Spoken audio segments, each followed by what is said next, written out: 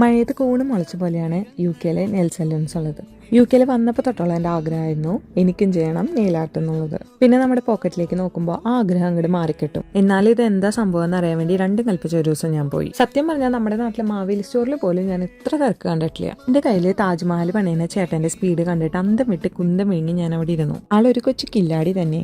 സത്യം പറഞ്ഞ് ഈ പരാക്രമത്തിന്റെ ഇടയ്ക്കോടെ വീഡിയോ എടുക്കാൻ അത്യാവശ്യം നല്ല ബുദ്ധിമുട്ടുണ്ടായിരുന്നു. എന്നാലും പിന്നെ ഒരു വഴിക്ക് പോയതല്ലേ എന്ന് വെച്ചിട്ട് ഞാൻ ആ വീഡിയോ എടുത്ത് മുഴുവനാക്കി. ഓവറാക്കി ചളമാക്കണ്ടെന്ന് കരുതി വളരെ സിമ്പിൾ ആയിട്ടുള്ള ഡിസൈനായിരുന്നു ഞാൻ കൊടുത്തത്. അതാ ചേട്ടൻ വളരെ ഭംഗിയായിട്ട് തന്നെ ചെയ്തു തന്നു.